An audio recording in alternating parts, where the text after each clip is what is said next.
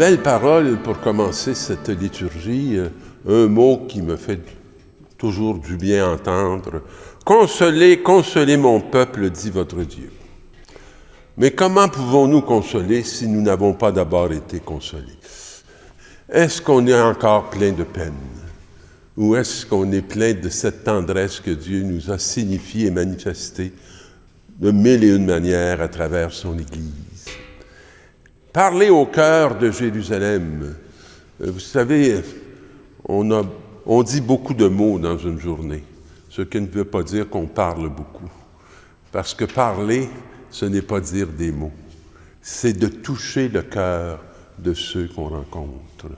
Et c'est proclamer que son service est accompli, que son crime est pardonné et qu'elle a reçu de la main du Seigneur double punition pour toutes ses fautes. Mais là, ça veut dire arrêtez de vous culpabiliser. Arrêtez de penser que la réparation ne s'est pas accomplie. Parce que dans le grand mystère de Jésus, on sait que ce qu'on n'avait pas été capable d'atteindre, lui, il l'a fait pour notre bénéfice dans le nom de son Père. Une voix proclame, préparez à travers le désert le chemin du Seigneur. J'ai rencontré dans ma vie beaucoup de déserts. J'en ai rencontré en moi. J'en ai rencontré chez mes frères et sœurs. Mais ces déserts, pas déserts, mais déserts, ils sont là pour qu'on puisse préparer et en faire une route qui conduit à bon port, qui conduit au Seigneur. Tracez dans les terres arides une route aplanie pour notre Dieu. Tout ravin sera comblé, toute montagne et toute colline seront abaissées, et les passages tortueux deviendront droits, et des escarpements seront changés en plaine. Moi, derrière tous ces mots, ces expressions, ces images, il y a des personnes qui me viennent en tête. Il y a des moments de ma vie où j'ai été appelé à contempler ce que Dieu est en train de faire et à m'émerveiller de l'incroyable fécondité de l'Esprit Saint. Et nous, on est d'heureux élus pour recevoir cet Esprit. Alors pourquoi on ne se rassemblerait pas chaque jour pour chanter la louange comme il mérite que nous le fassions pour notre plus grand bien et sa plus grande gloire? La grâce de Dieu s'est manifestée pour le salut de tous les hommes. Ah! Pas rien pour les catholiques, pas juste pour le peuple juif. Ils ont même osé un jour ouvrir tout ça aux païens que nous sommes. Alors, pourquoi nous, on deviendrait les possédants de cette grâce extraordinaire? La grâce s'est manifestée pour le salut de tous. Je ne veux pas dire pour les vertueux, pour les parfaits, non, pour les pécheurs. Grâce à l'amour de notre Dieu, qui nous apprend à rejeter le péché et les passions d'ici-bas. On le veut-tu ou on pense que le meilleur chemin demeure la jouissance du péché qui nous enferme dans une tristesse et qui nous fait habiter l'enfer? Alors, qu'est-ce qu'il nous propose? Pour vivre dans le monde présent en homme raisonnable, juste et religieux, et pour attendre le bonheur que nous espérons, à voir quand se manifestera la gloire de Jésus-Christ dans notre chair. Dans notre chair. Il faut y correspondre. Puis il faut avoir l'aide de nos frères et sœurs pour y correspondre.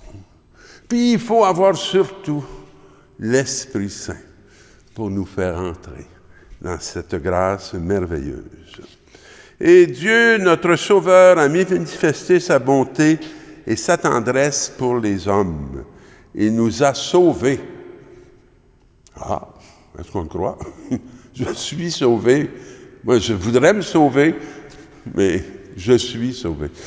Alors, il faut que je le reconnaisse et que ça devienne apparent que dans ma vie, dans mon existence du quotidien, Je ne suis pas un homme en perdition, je suis un homme sauvé. Et par le bain du baptême, il nous a fait renaître et nous a renouvelés dans l'Esprit Saint. Bain dans lequel on peut se plonger chaque jour. Bain dans lequel on peut se retrouver notre dignité, reconnaître l'incroyable amour qui s'est manifesté dans nos vies par Jésus-Christ notre Sauveur. Ainsi, par sa grâce, nous sommes devenus des justes, pas par nos vertus, par la grâce de Jésus-Christ.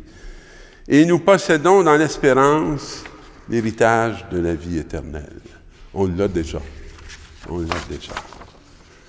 Le peuple était en attente, nous dit l'Évangile, et tous se demandant eux-mêmes si Jean n'était pas le Messie. On est très déçus que les chrétiens ne soient pas tous parfaits, que les prêtres ne soient pas les 8e merveilles du monde. Ça nous déçoit beaucoup. Mais il n'y en a pas un de nous qui sommes les 8e merveilles du monde. On est tous de pauvres pécheurs.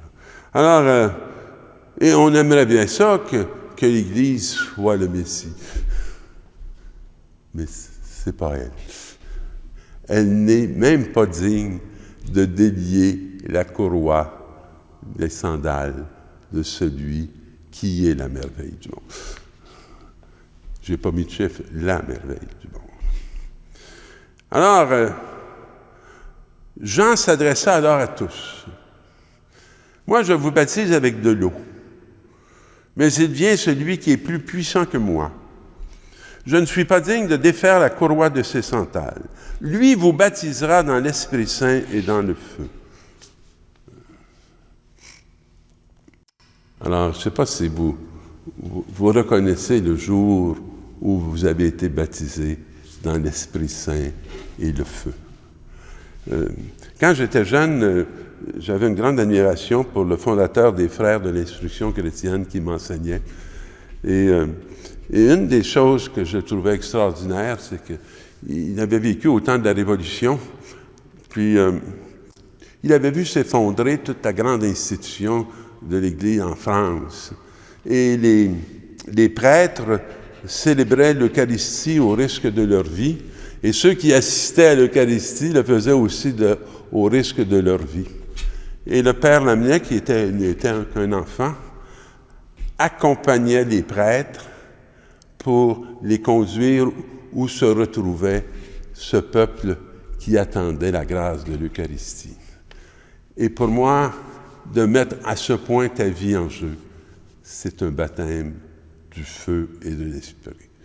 Et cet homme a, dans l'après-révolution, l'après-terreur, etc., il était plein d'un feu pour que la bonne nouvelle se rende jusqu'aux enfants éloignés de Bretagne, au point de faire se lever de ces hommes qui sont allés pour les enseigner, les éclairer, pour qu'ils ne soient pas condamnés qu'à cette violence dans laquelle ils avaient grandi, mais qu'ils puissent être sauvés dans cette bonne nouvelle d'une Église qui les appelait à devenir eux aussi corps du Christ. L'Esprit Saint descendit sur eux sous une apparence corporelle, comme une colombe, et du ciel une voix se fit entendre, « C'est toi, mon Fils, moi aujourd'hui je t'ai engendré. » Nos parents nous engendrent, mais l'Esprit Saint nous engendre comme fils. Et c'est bien la grâce que je nous souhaite tout au long de cette année, de vivre comme d'authentiques fils de l'Esprit. Bonne mission, mes amis.